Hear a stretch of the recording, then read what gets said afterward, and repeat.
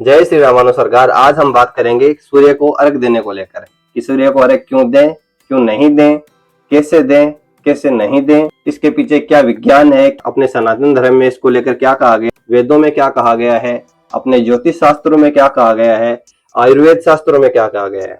करोड़ों लोग रोज सूर्य को जल देते हैं, लेकिन क्वेश्चन ये है कि क्या एक परंपरा है या इसके पीछे वेदों में, पुराणों में, ज्योतिष शास्त्रों में या फिर विज्ञान का कोई पहलू या रहस्य भी है। जो मैंने अध्ययन किया है उसमें से जो आपके लिए जानने योग्य है, उन पहलुओं पर और विज्ञान के पहलुओं पर अर्घ को लेकर महत्वपूर्ण बातों पर चर्चा। शास्त्रों में कहा गया है, आदित्य नमस्कृत्य प्रातः काले विशेषतः दारिद्र्य दुख शोकाश्च नश्यन्ति नात्र संशय है। इसमें संशय मत रखो कि अगर आप दरिद्र हैं, किसी रोग से पीड़ित हैं और अगर सूर्य देव को जल दे रहे हैं तो उसमें कोई कमी ना आए। प्रारब्ध को हटाने में सूर्य देव का तेज सबसे महत्वपूर्ण कहा गया है। आदित्यस्य नमस्कारम ये कुर्वन्ते दिने दिने जन्मांतर सहस्त्रेषु दारिद्र्य नोप जायते।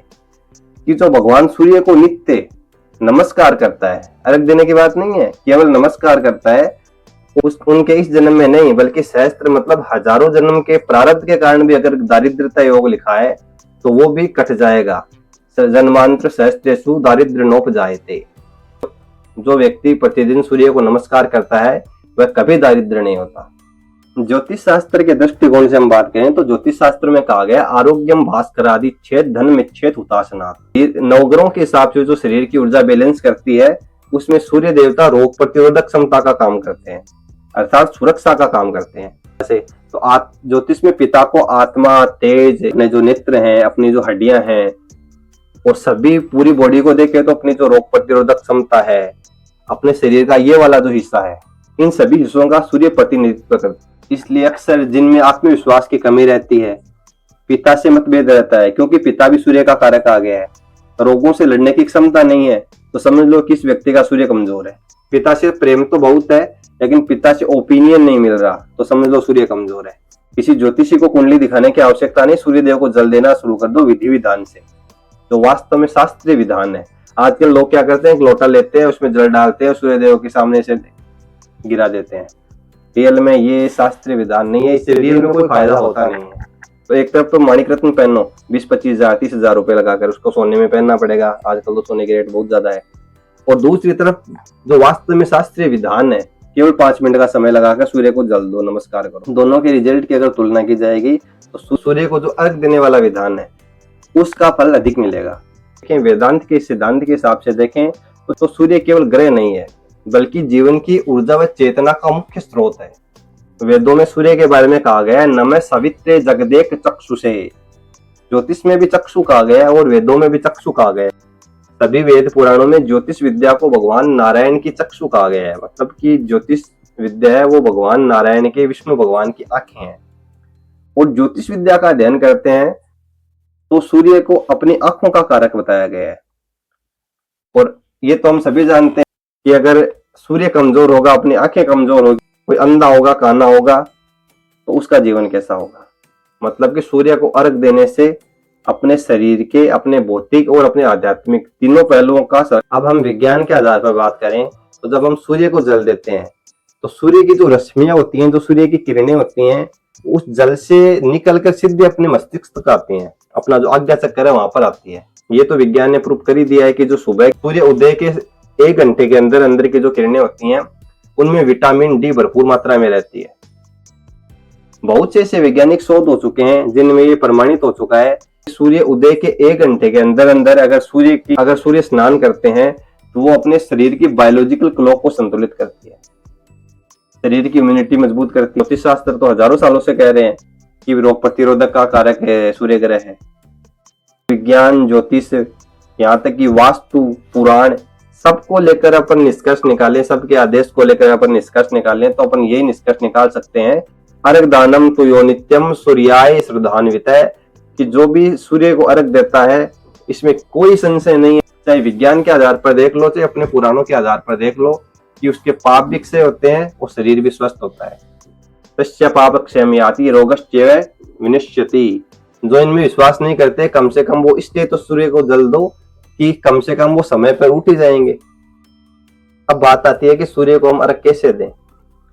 हम अर्घ देते हैं तो कौन से गलतियां करते हैं, तो इसको लेकर मैं अपने अनुभव के आधार पर और ज्योतिषीय प्रमाणों के आधार पर आपको बताना चाहता हूँ कि जो तांबा होता है वो सूर्य का कारक होता है, पीतल होता है वो गुरु ग्रह का कारक होता है, जो लोहा व स्टील होता है, लोहा शनि ग्रह का कारक होता है, वह स्टील राहु का कारक होता है, और जो जल होता है वो चंद्र ग्रह का कारक होता है। उस जल में जो कुमकुम डाली जाती है वो मंगल ग्रह का कारक होता है। जल में जो हल्दी डालते हैं, कुछ प्रयोगों में डालते हैं, वो गुरु ग्रह का कारक होता है। सूर्य के जो मित्र ग्रह हैं जैसे चंद्र हो गए, गुरु हो गए, मंगल हो गए, अगर कमजोर है तो इनकी अगर सहायता दी जाए तभी मंगल मजबूत होता है। लेकिन लोग गलती क्या करते हैं, स्टील के बर्तन में अर्थात राहु के द्वारा सूर्य देव को रख देते हैं, जो कि राहु तो सूर्य को ग्रसने का काम करता है, सूर्य को ग्रहण लगाने का काम करता है, जो कि सबसे बड़ा शत्रु है सूर्य देव का। और शत्रु के द्वारा हम सूर्य देव की हेल्प लेना चाहते हैं। सूर्य को मजबूत करने के लिए, खुश करने के लिए हम सूर्य का जो शत्रु है अर्थात जो राहु है, राहु का कारक स्टील के द्वारा हम सूर्य को अर्घ दे रहे हैं।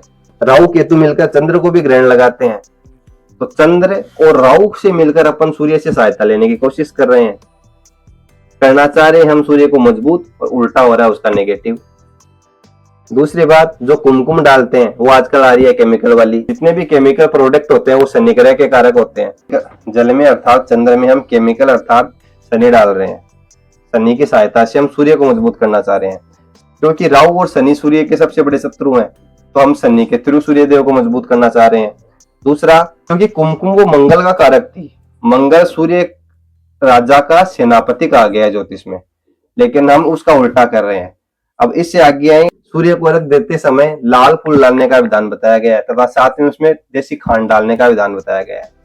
ज्योतिष में देसी खांड होता है मंगल, लेकिन उसकी जगह हम डालते हैं शनि, मतलब चीनी। तो जो चीनी होती है वो शनि का कारक होती है। वापस से हम शनि का सपोर्ट दे रहे हैं और बोलते हैं कि सूर्य देव को अर्घ देते हैं, लेकिन उनको फायदा नहीं हो रहा। कुल मिलाकर बात यह है कि उपायों में देसी खांड थी, उसका स्थान चीनी ने ले लिया। जो कुमकुम थी उसका स्थान केमिकल ने ले लिया। लेडीज को भी देख लो, यहाँ पे पहले तिलक लगाने का स्वरूप था, कुमकुम लगाई जाती थी।